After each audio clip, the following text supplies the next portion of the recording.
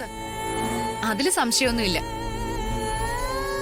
ഇവരെന്തൊക്കെ വാദങ്ങൾ നിരത്തിയാലും നമ്മൾ അവരെ കണ്ടെത്തിയ സാഹചര്യം തൊണ്ടി മുതല് ഇതിന്റെ എല്ലാം അടിസ്ഥാനത്തില് കേസ് എടുത്തേ പറ്റൂ സർ.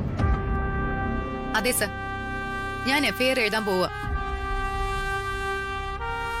മാഡം, മാഡം എല്ലാം തയ്യാറാണ്. ഞാൻ നിങ്ങൾക്ക് വേണ്ടിയാ വെയിറ്റ് ചെയ്തത്. ആ ഫയലിംഗ് തരൂ.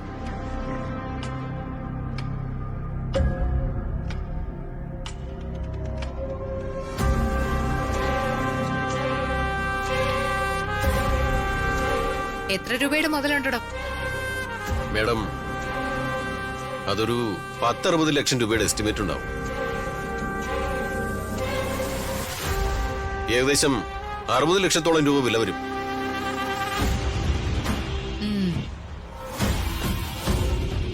കൊള്ളാലോ വർമ്മ സാറേ. എന്നെ കുറിച്ച് അശ്വതിക്ക് ശരിക്കും അറിയാത്തോണ്ടാണ്.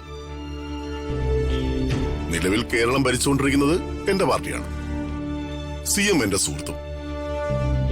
എന്നിട്ടും ഞാനല്ല ഇത് ചെയ്തതെന്നും എനിക്കെതിരെ മറ്റാരാണോ ഇത് ചെയ്തതെന്ന് പറഞ്ഞിട്ടും എന്റെ വാക്കിന് യാതൊരു വിലയും നൽകാതെ എന്നോട് നിങ്ങൾ ഇങ്ങനെ പെരുമാറുന്നതിൽ എനിക്ക് വളരെയധികം ഖേദമുണ്ട്.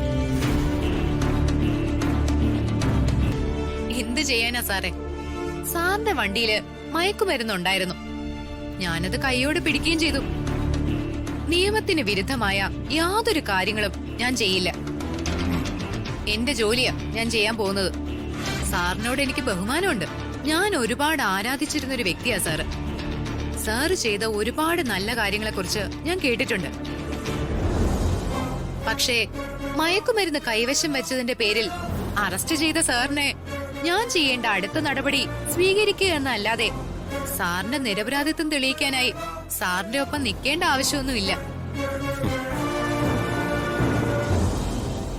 അശ്വതിക്ക് എന്നോട് സ്നേഹമുണ്ട്, ബഹുമാനമുണ്ടെന്നൊക്കെ പറയുന്നതിൽ സത്യസന്ധത എത്രത്തോളം ഉണ്ടെന്ന് എനിക്ക് മനസ്സിലാവും. കാരണം ഇത്രയും വേഗം നിങ്ങൾ വരുന്നു, എന്നെ തടയുന്നു, എന്റെ വണ്ടിയിൽ നിന്നും മയക്കുമരുന്ന് എടുക്കുന്നു, എന്നിട്ട് എന്നെ അറസ്റ്റ് ചെയ്ത് ഇവിടേക്ക് കൊണ്ടുവരുന്നു, വളരെ ധൃതിയിൽ FIR ഇടുന്നു. ഇതിന്റെയൊക്കെ പിന്നിൽ ആരാണുള്ളതെന്നോ അവര് നിങ്ങളോട് കമ്മ്യൂണിക്കേറ്റ് ചെയ്യുന്നുവെന്നോ മനസ്സിലാക്കാനുള്ള ബോധം എനിക്കുണ്ട്. മാഡം, നമുക്ക് സംസാരിച്ചു നിൽക്കാൻ സമയമില്ല. എത്രയും പെട്ടെന്ന് FIR ഇടണം. ഓക്കെ എന്നാ.